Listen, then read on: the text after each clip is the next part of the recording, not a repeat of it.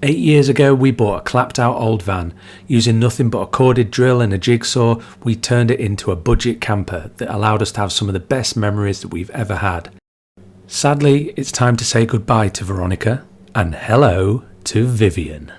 Join me on this series as I try and turn everything I learned from the last conversion into the ultimate camper van. Say hello to Vivian.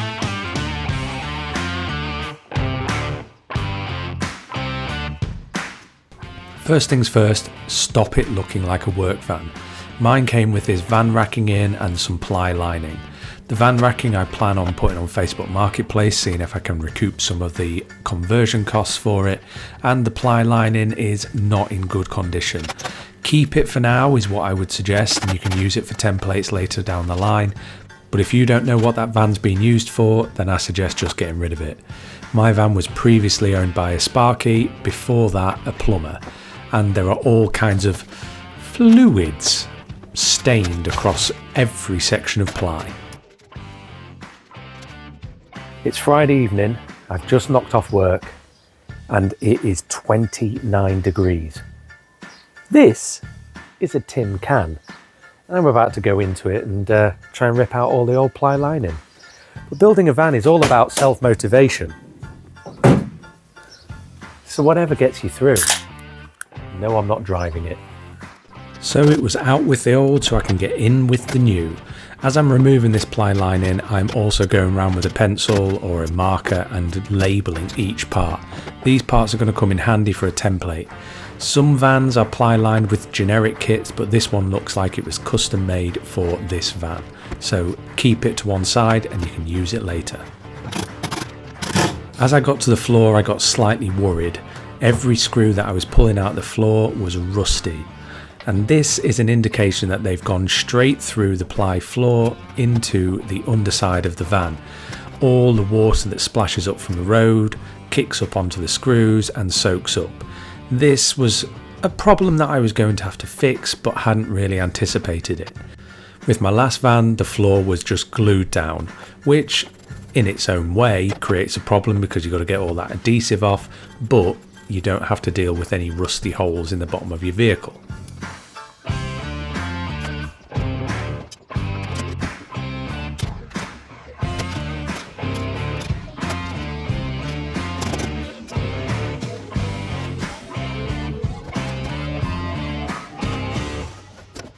The other problem I had to deal with was to do with those rusty screws again.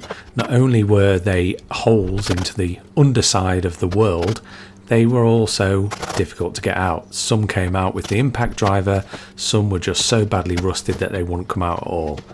I used brute force and just yanked the boards up off the floor anyway. I'd have to come back to the screws later with a set of pliers and just basically be very, very sad.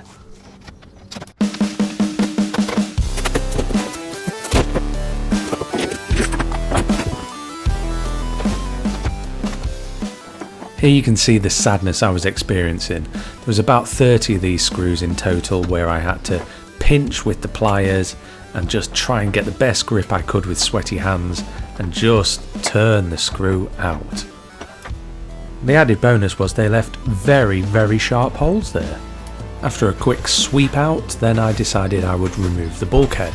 This was fairly straightforward and not as difficult as my last van. Most of it was done using hex bolts and there was just 2 rivets that just needed a little persuading. I found the only way to get these out was to use a chiseled screwdriver and just tap tap tap, working your way around from every angle possible, and eventually they just shear off. There is absolutely no way to do this other than to brute force break them. I kept the bulkhead in the last van and I was interested to see what it would look like with the bulkhead removed. It made me happy. There was so much more light coming through and the van felt so much bigger, which is important because this van is a low top and yeah, I've got to make sacrifices. I use this van for work and I need it to not only look half decent on the outside, it needs to be nice to drive. So there was no choice but to get a low top.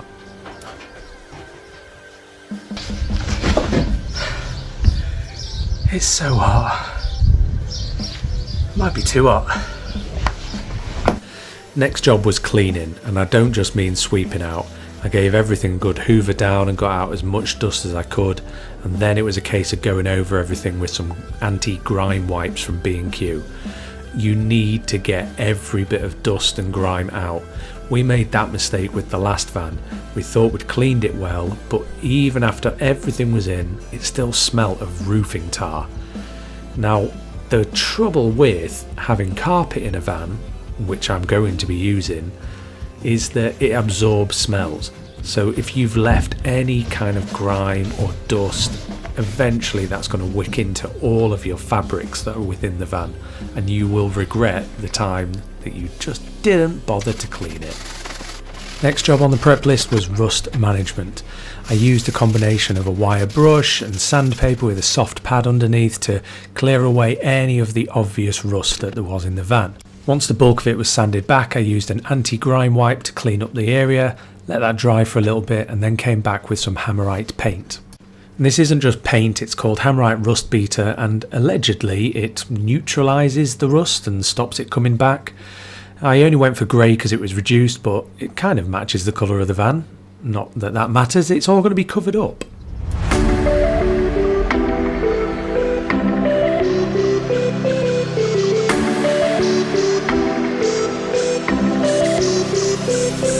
For the rest of the van floor I followed the same procedure. Wire brush, sandpaper, clean it off using a grime wipe, and then use the Hammerite Rust Beater to kind of seal the rust in. That doesn't however address the fact that there are holes in the floor, so after the Hammerite had dried I then used Sikaflex to fill those gaps. Sikaflex is a sealant adhesive combo. It doesn't dry like silicone though, it dries quite a bit harder, and it is very strong as an adhesive. It will actually support wood onto metal and you can hang off the wall on it. If you're thinking about a van build, please be aware that this is the reality.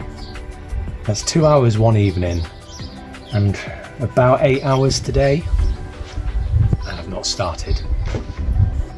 But it's important work, and it's something that a lot of videos I think either don't do or skip over. If this wasn't done, all of those holes, every time you drive in the rain, the water's going to splash up, it's going to hit your insulation, it's going to wick up, it's going to rot your floor. Everything sits on top of the floor. If you don't get your floor right, your van will literally rot from the inside. The only way to fix it is to rip everything out.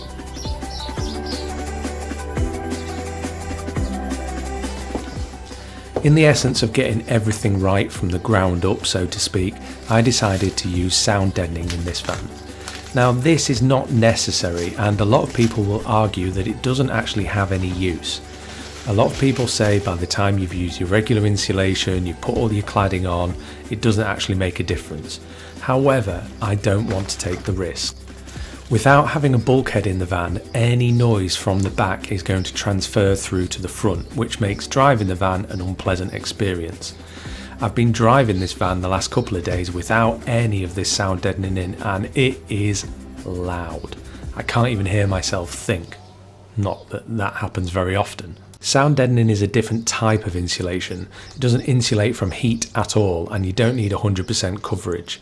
The manufacturers recommend that you go for 30 to 50% coverage. The idea is it deadens vibration sound. So, if you're driving in a tin can that rattles, this stuff should make it a lot quieter.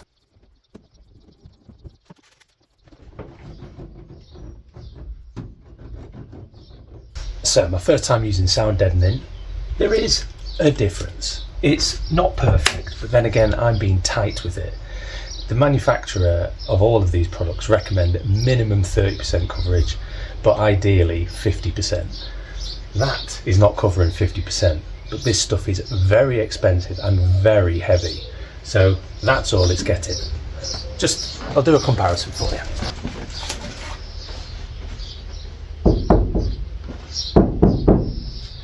It sounds a lot less tinny. It's still knocking on metal, it doesn't eliminate sound, but it does sound less tinny.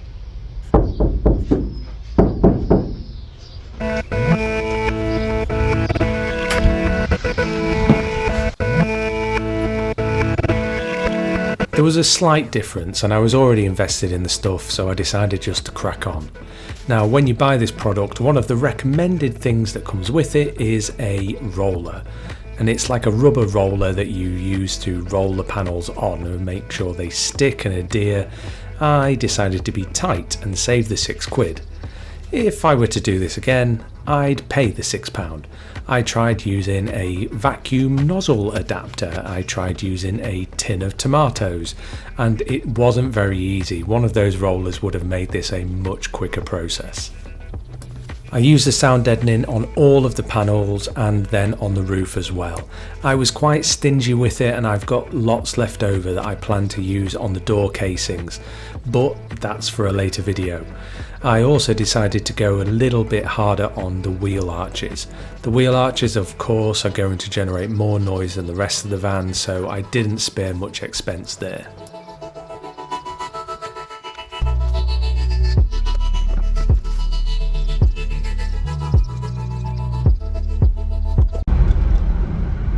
I don't know how well you can hear me, but this is Ben from the past. I've just brought the van out for a quick spin to see how loud it is without any sound deadening. I didn't have any on my last van and I don't think I ever regretted not having any. But I did have a bulkhead and I want this van to be as quiet as possible whilst driving. And it is really not. I can hear absolutely every stone, every crack in the road. I know carpet and kitting out the van will sort a lot of it, but surely it's got to make some kind of improvement. Anyway, back to the future. Just on a trip to go get some lunch, and I just thought I'd give you an update. It is so quiet. Like, not perfect, but I've only used one roll of the sound deadening. And I haven't done the doors, and I haven't done the floor, and yet the difference is already monstrous. Is it worth the £60 for all the sound deadening? Probably. With the majority of the sound insulation sorted, it was time to move on to the thermal insulation. For the walls and for the ceiling, I'm going to use a combination of two types of insulation. The first is a 5mm foam that's backed with foil and it's actually self-adhesive, and the second layer will be some recycled plastic insulation. It's the type that you would put between the rafters in your loft. This will be a good point in the video to remind you guys that in the description below there is a link to the spreadsheet where I'm keeping track of costs for this project, and what you'll notice is this insulation that I'm using here was where I saved a lot of money. I used a company called Dodo to price up how much it would cost for a full kit for this van, and I managed to get about £250 off that price that they quoted. I've still used some of their products, but I've managed to source some of my own for cheaper. Are they better? I don't know. However, I could not afford the original quote. This stuff was really easy to work with. For these smaller panels where I don't have a template to follow, I cut it to the rough size just using some kitchen scissors, and then I lay it in place, and you can kind of bend it to see the contours of where you need to cut. Again, this is only one layer of my insulation, so even if there's a couple of gaps, it doesn't need to be perfect. The benefit of this stuff is it's self-adhesive. The downside of that is that it actually is very tacky, very sticky, and quite difficult to move if you accidentally touch it onto anything, including your hands, or, as you might see later, your head. Because it's so thin and so pliable, you can actually mould it around the contours of the van. That means that you won't have any air pockets, and it sits lovely and snug to the wall, and I don't think it can ever come off. This stuff is like tar on the back. There are a number of opportunities where I could use those templates that I spoke about earlier, the ones that were pulled out the back of the van. These fit very nicely in all of the places that you want this insulation, so you might as well use them. And it's a good point to mention that this stuff cuts really nicely with a Stanley blade, but only a sharp one. If it's at all blunt, you end up ripping the foil backing on it. Once I had the rhythm going, I basically just cracked on and used this stuff on most of the surfaces in the van. The only parts where I didn't use this were on the columns and the supporting ridges that go across the ceiling and up the sides of the van. I've got a different idea for insulating those that's probably going to be more efficient and certainly will save a bit of space. I mean, it's only going to be 10mm of the ceiling height, but that makes a difference in a space this small.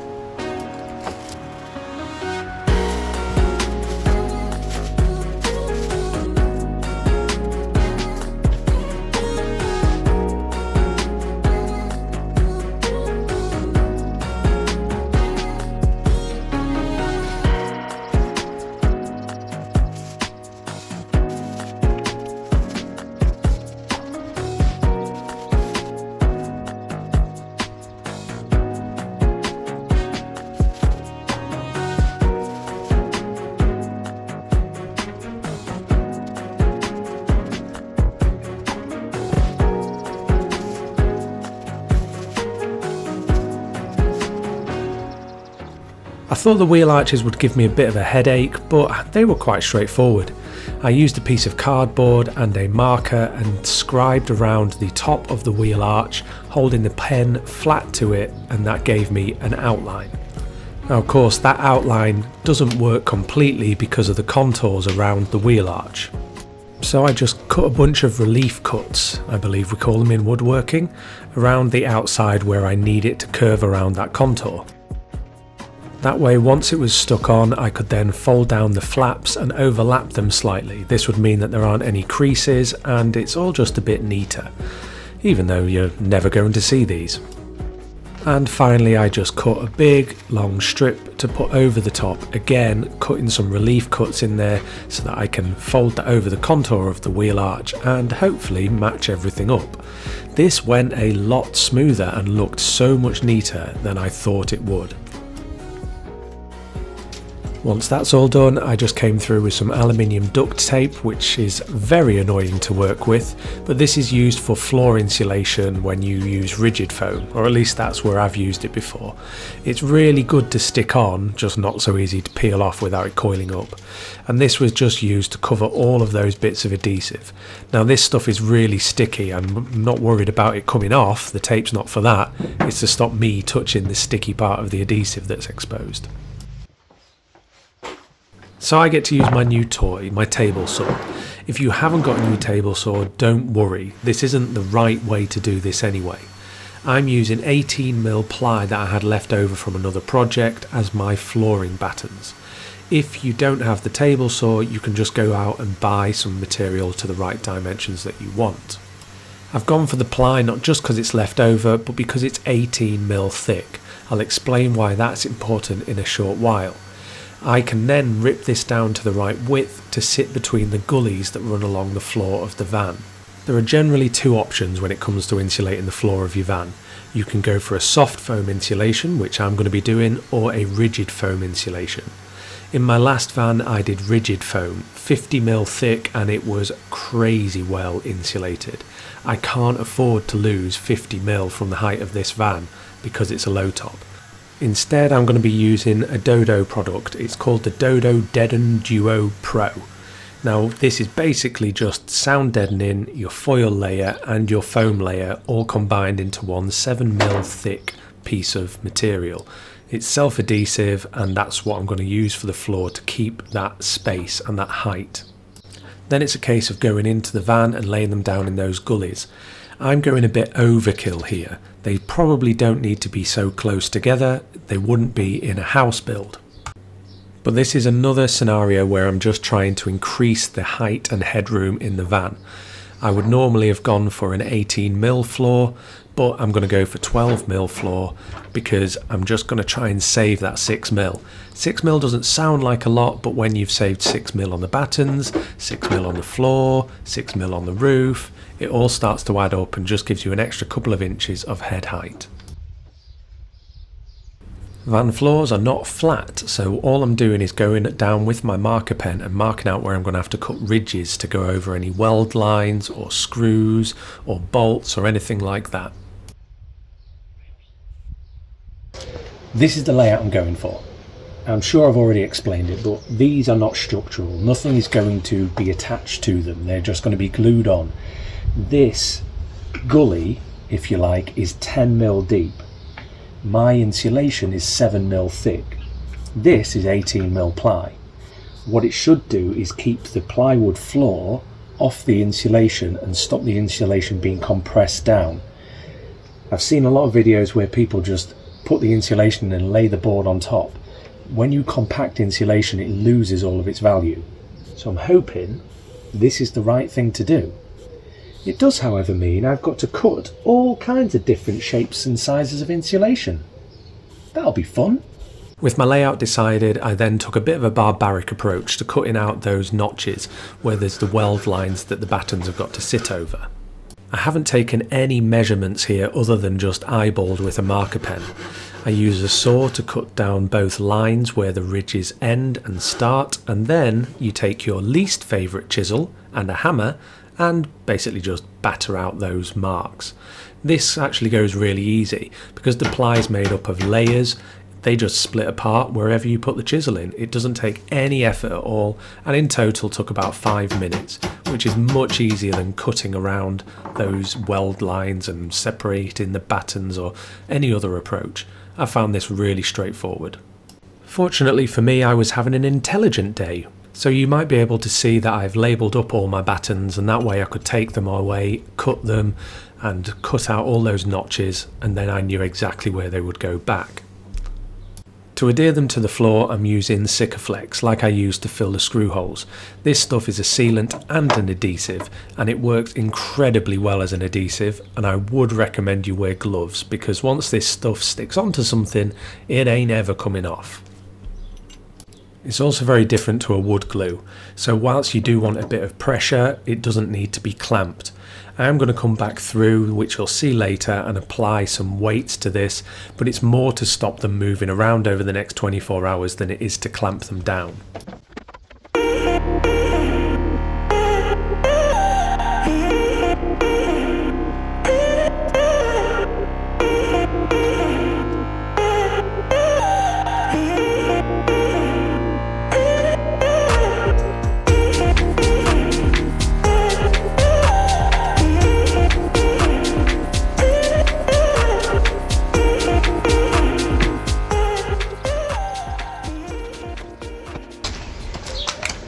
Well, that's me not using the van for 24 hours anyway, and with the lawnmower in, it's going to smell like grass.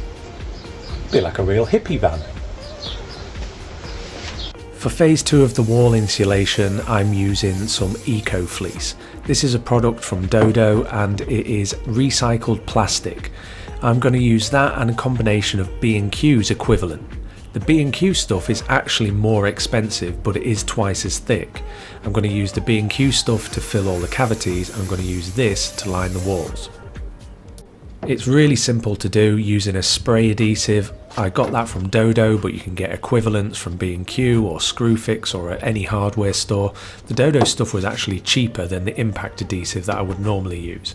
You simply spray a bit onto the surface, spray a bit onto the fleece, give it 10-20 seconds, in this heat, 10 seconds. Once it tacks up, you stick it on. You don't have to be perfect with this. You can double layer it, you can tear bits off, you can stuff it. You don't need to cut it at all, it just rips apart. Just make sure you wear a mask for this. Even if you've got the doors of the van open, this stuff is potent and it's not gonna give you a good time.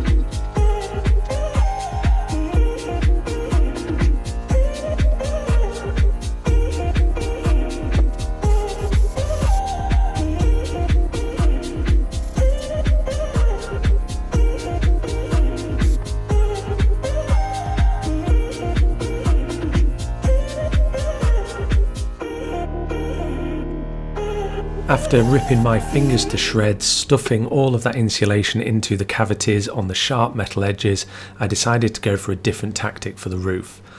The battens that go across the roof or the supporting ridges were not very easily accessible. The holes in them were tiny and I couldn't get any insulation in far enough. So I basically plugged the gaps with some insulation, then the smaller gaps I had some duct tape ready. I hung the duct tape, got some expanding foam and then filled the cavity with that and covered it with the duct tape. The duct tape is just to stop the insulation foam dripping out whilst it's setting. There was one final ridge that I just couldn't get to stuff insulation in, and that's because this conduit was covering it. Now this conduit covers the cabling that goes from the front of the van to the back of the van for all of the van lighting, and it needed to be gone. Yes, that cabling's got to be protected, but not by something as big and bulky as this. You'll see when I take this off, it's housing a wiring loom that is nowhere near the size of the conduit that it sits in. So I'll come up with my own way to protect this later on, but for now it's coming off. This took me a bit of working out to do, so if you've got to take it off, heed my advice. Get a flathead screwdriver, stick it in the visible holes, and then you can pop one of the tabs. Once you've popped that tab, you then have to lift up, pull away, and then pull down. It's not really held in as such as plugged in.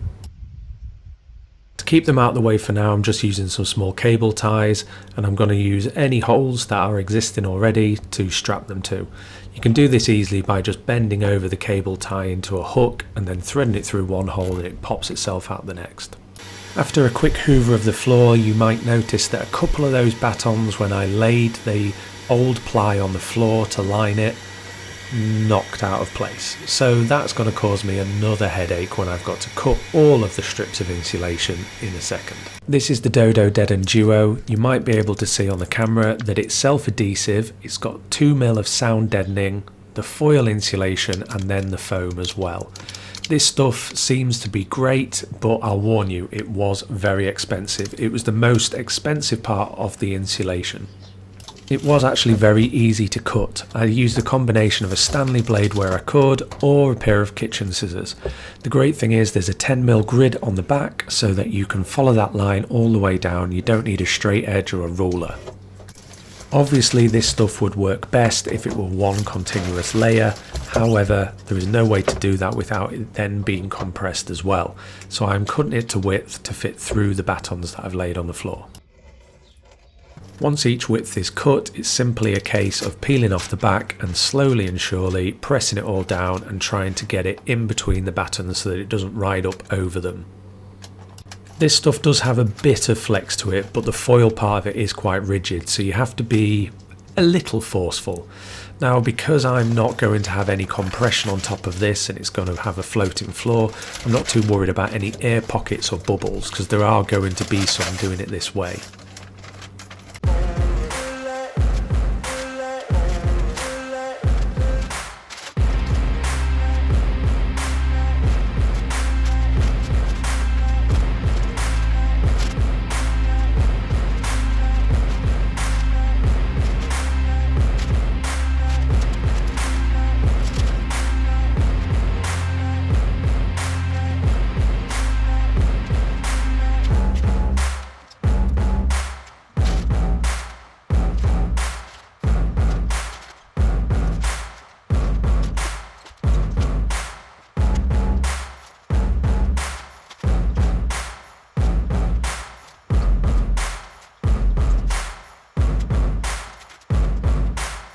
Well, I hope you've enjoyed watching the progress as much as I've enjoyed making it.